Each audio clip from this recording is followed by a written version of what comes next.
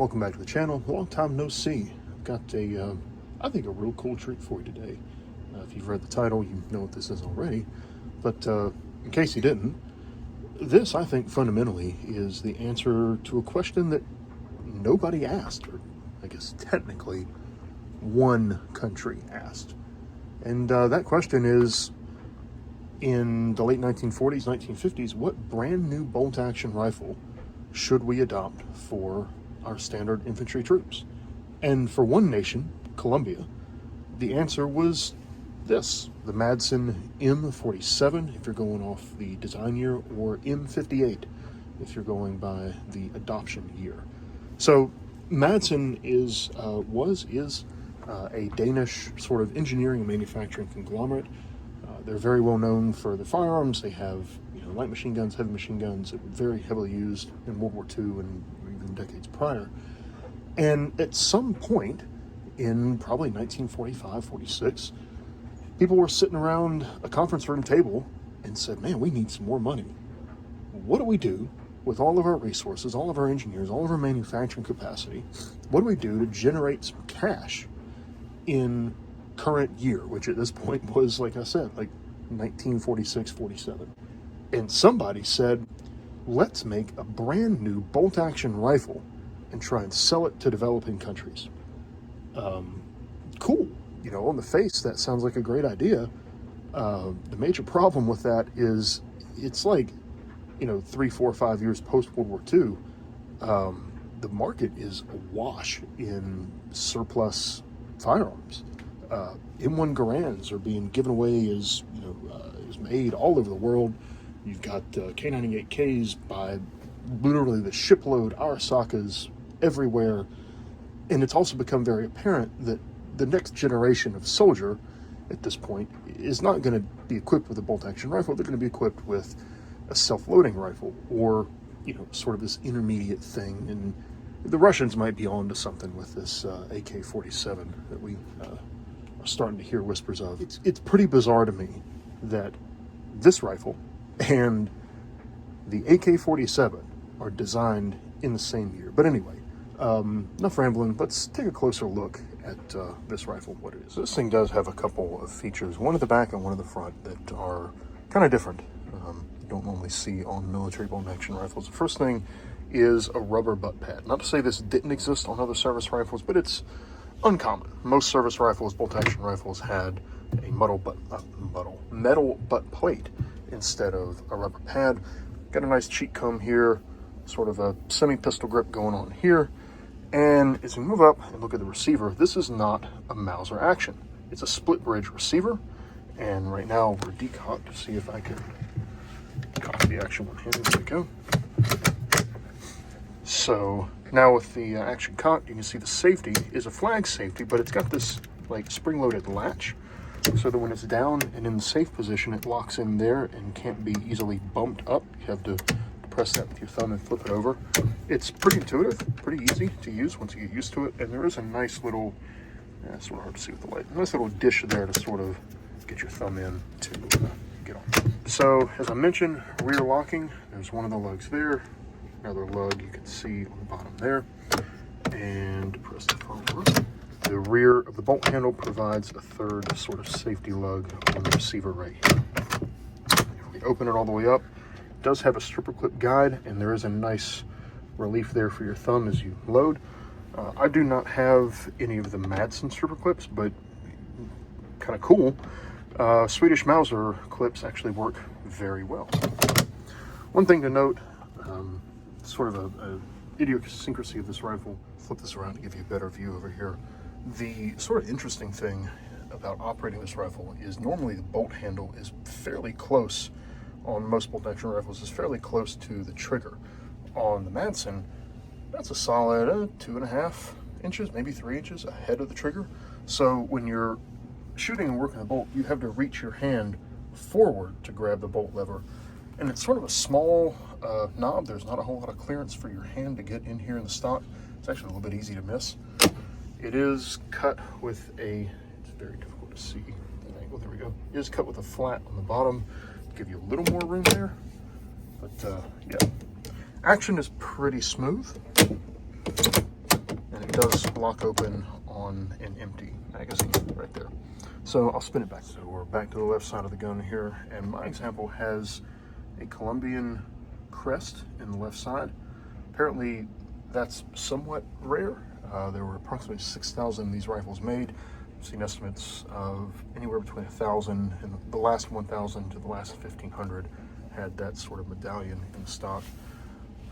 Looking at the rear sight, that is quite a bit different. It's nice because it has sort of an aperture sight.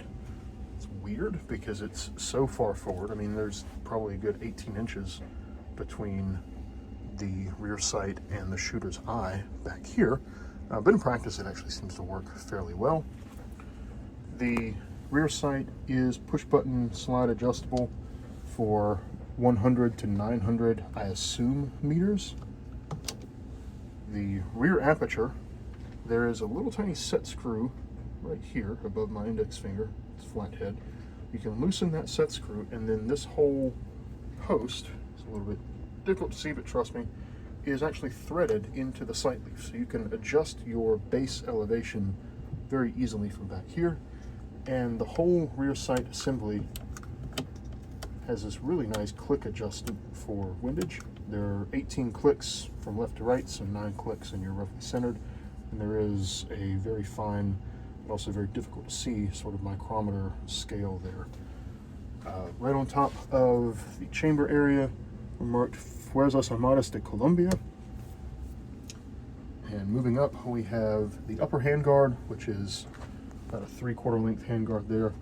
This, I did not realize before I took it apart, this is exceptionally fragile. These wings that come back, like this last sort of 1.5 to 2 inches of material, it's like a popsicle stick. It's very, very thin.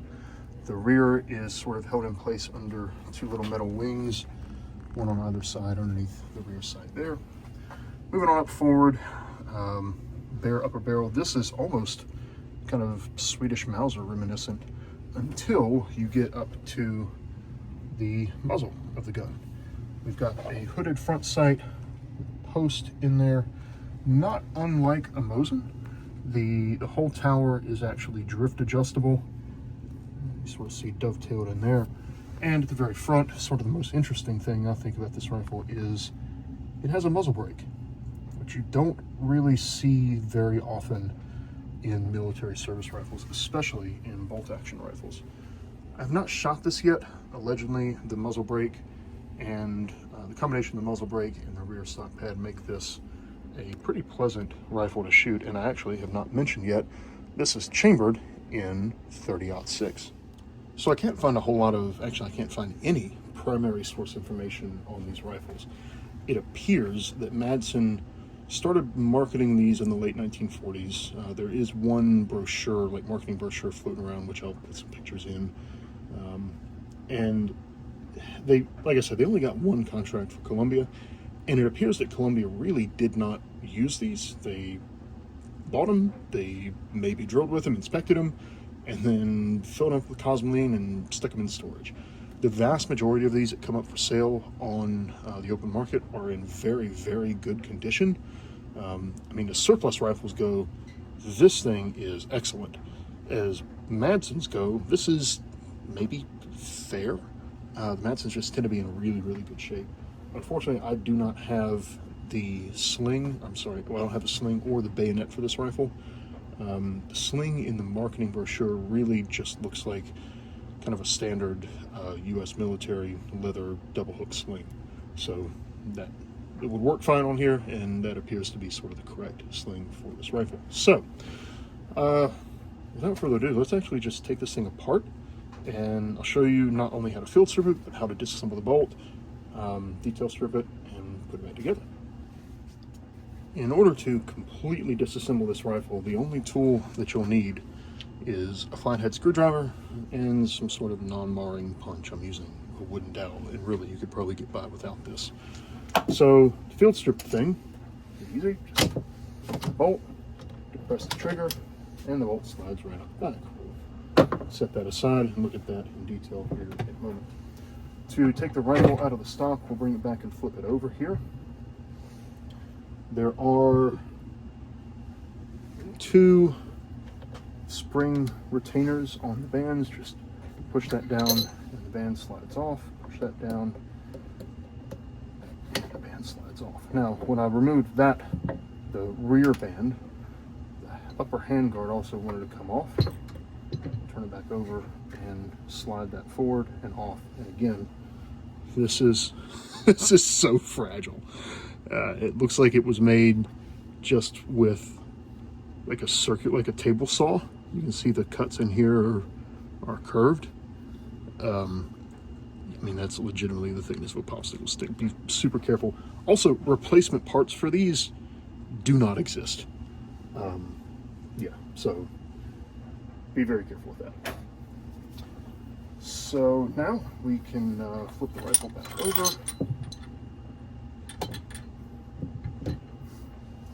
And first we'll remove the floor plate for the magazine. There's a little push button here. Slides back just a little bit. And the magazine spring and following floor plate come out. This is very Mauser. Now there are just two screws, two flathead screws. Take the bottom metal off.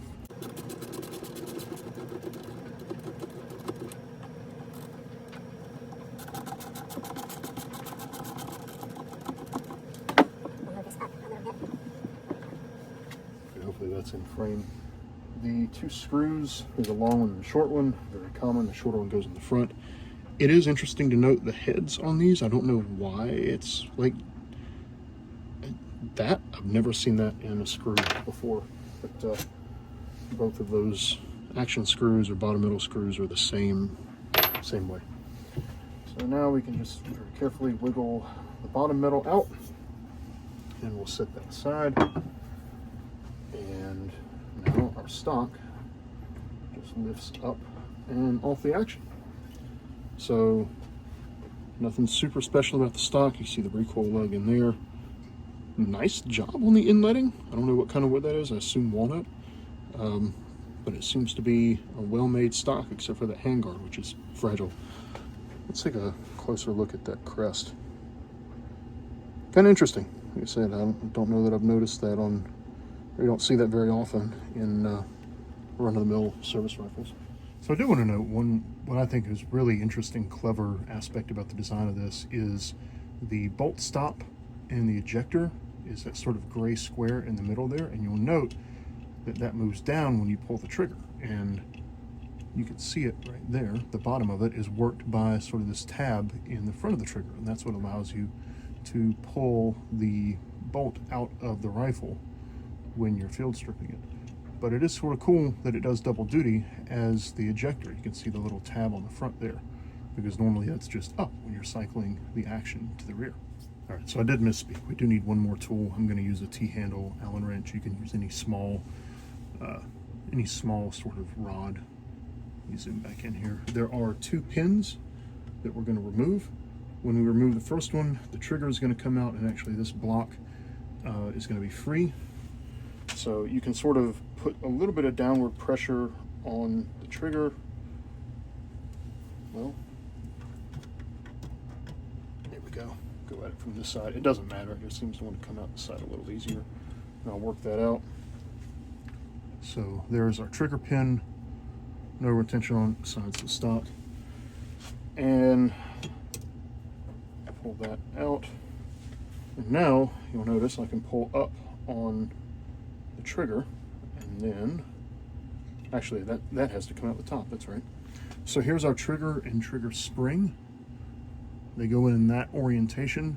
The back tails rest against the receiver, and the forward sort of hook piece slides into this. So let me lift it up and get that out.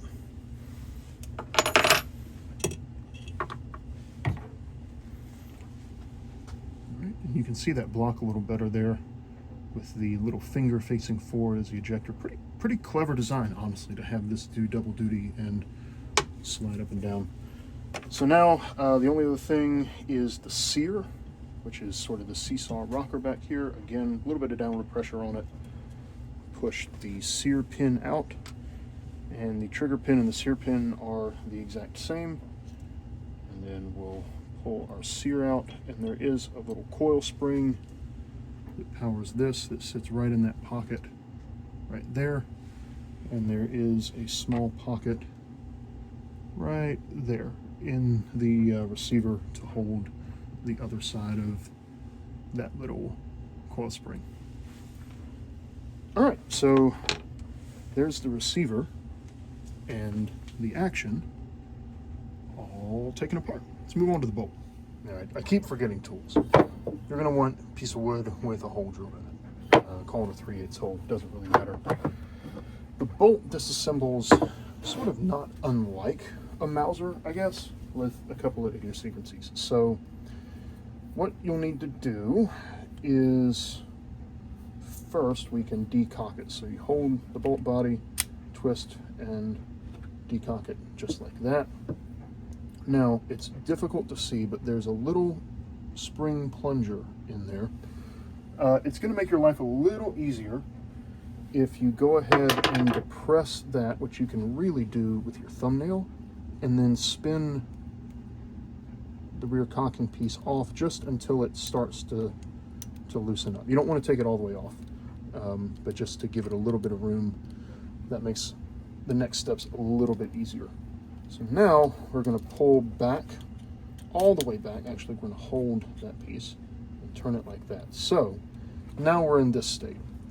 This is the sear, and you'll notice the tip of the sear is actually resting on the back. Right there is resting on the back of like the safety ring or the safety collar right there.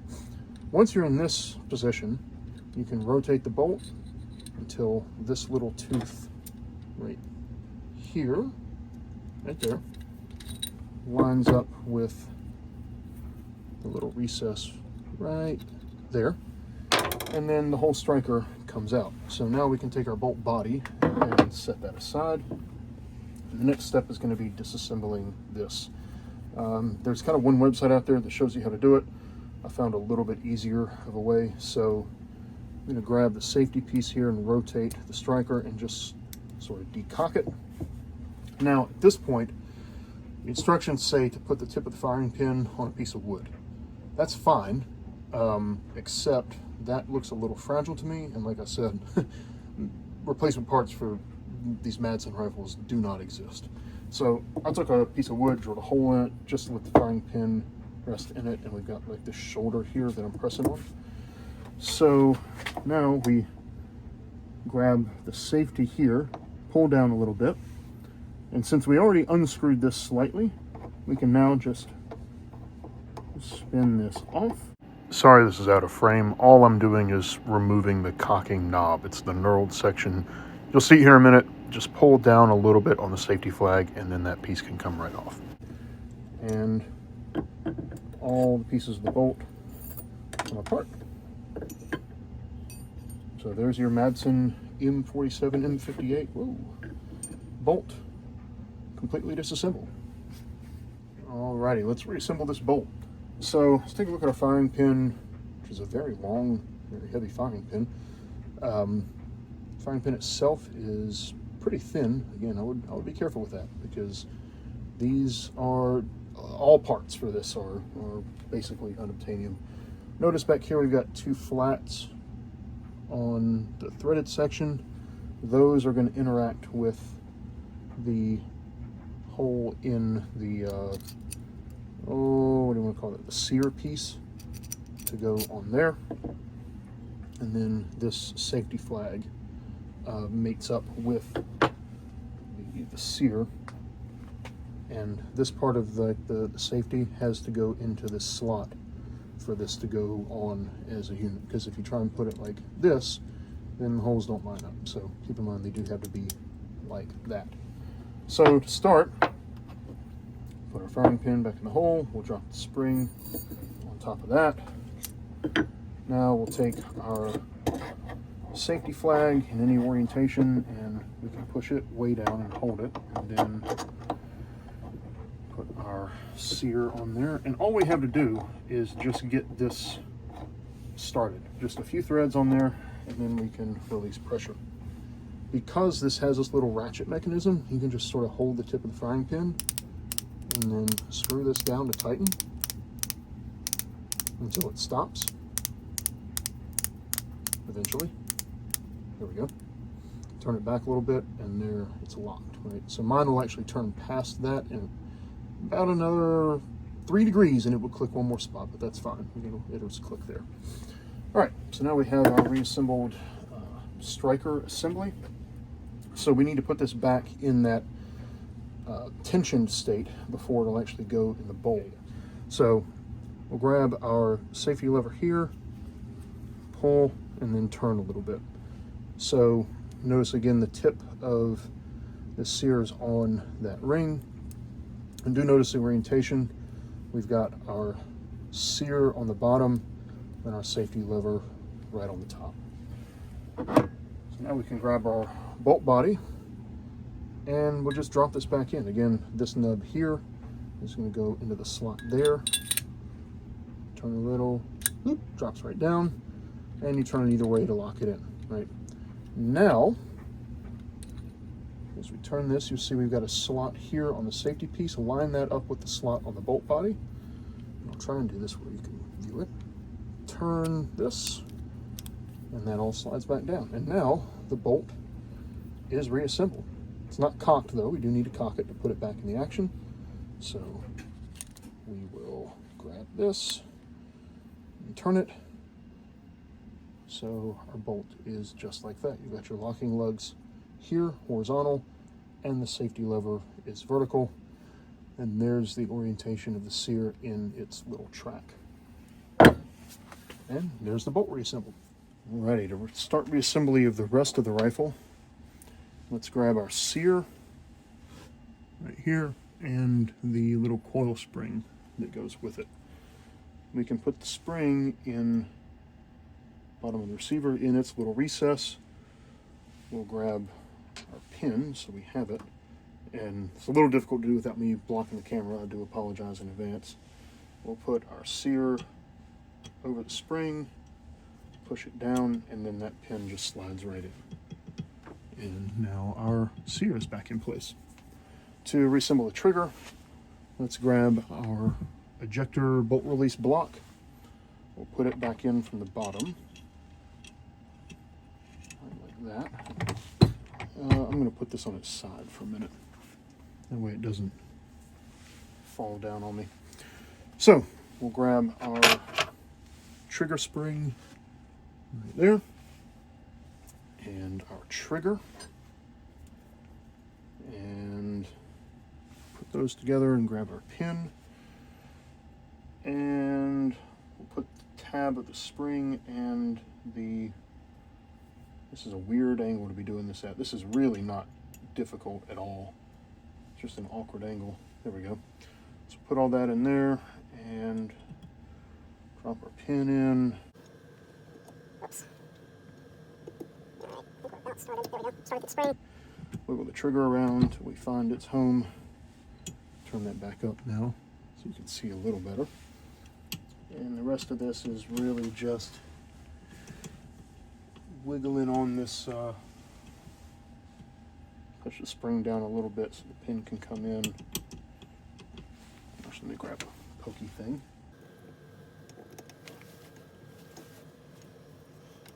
There we go. A little bit of fiddling to get that in, but really a very, very simple mechanism. I mean, the whole trigger area has 1, 2, 3, 4, 5, 6, 7 components. All right, so now the whole trigger assembly is back together. Let's put the stock back on.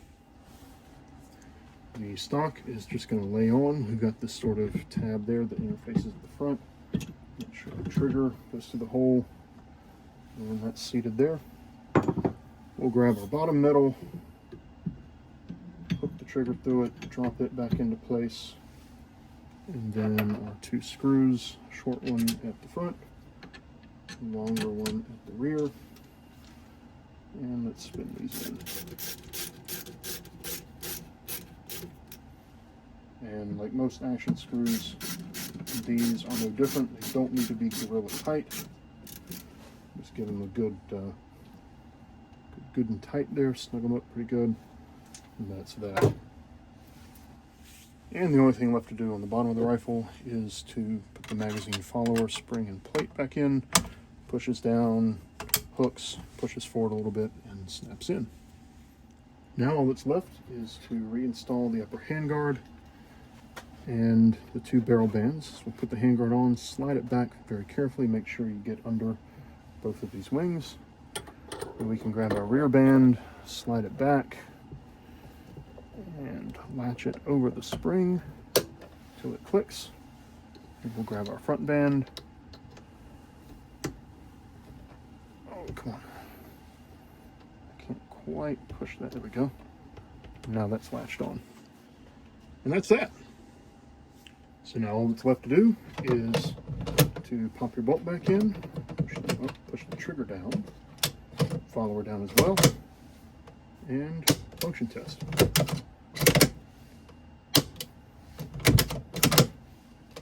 Flip our safety up, action is locked, trigger does nothing, safety down, and we're good to go. And that's it. That's the field stripping, actually detail stripping, and reassembly of the Madsen M47 or M58 lightweight military rifle. There's one thing that I didn't mention that I should have when I had the whole thing apart. So if you'll notice right here, you can see sort of a very faint semicircle. This is actually the very top of what is sort of a D-shaped insert. And there's one on either side. Oh, there we go. And they're held in by fairly small flathead screws. And what that is actually is, let me zoom in some. You can see right there, grab my poker, right in there. This protrusion here and the rear sort of half moon, this is actually the locking lug, or the locking surface rather, that the bolt lug bears against. So these are not actually like machined into the receiver. The hole to fit them is machined in, and then these are inserted and screwed into place. That's kind of cool. I can't think of another rifle that I've come across that handled that way. And you can actually see right on the top there, a very small relief cut for the head of the flathead screw to slide down in that holds that locking surface in. Not an uncommon thing to have like a replaceable locking surface. That's actually a little bit better view of it there. You can see the front surface right there, and then the rear sort of semicircle that goes into the receiver. It's fairly common to have replaceable locking surfaces that can be hardened separately from the rest of the action. I just don't think I've seen it done in a bolt-action rifle before. Tell me if I'm wrong. So, like I said, Madsen planned to offer these in a variety of calibers, basically whatever a buyer might want. The only one that was sold in any kind of volume was the 30-06 to Columbia. I can't find, and nobody else can find either, it seems, records of any other sales of these things. It's actually kind of interesting because they had apparently a way to mount optics on these. I couldn't really find any pictures of that, but it was available as an option should some country want it. This actually would have made, I think, a really good hunting rifle or sporting rifle, just based on sort of the sights and the simplicity of the action. But it was almost like a commercial rifle idea sort of pressed into military service, because for whatever reason, Madsen thought that's where the money was, and it just wasn't. So, like I said, not very many of these made in the grand scheme of things. About 6,000 total production is the commonly quoted number, and honestly, it seems like at any given time, 10% of those are up on U.S. auction sites. I found this in a gun shop in South Georgia when I was just stopped. It's literally right off the highway exit, and always stop and check in, see what they got, and they had this for what I thought was a pretty good price, quite a bit less than they usually go for. So, yeah, that's the Madsen. At some point, I'll take this out to the range with the camera, and we'll do some shooting with it. Maybe I'll even shoot the manual repeating division with this for the Cabin Fever Challenge. We'll see.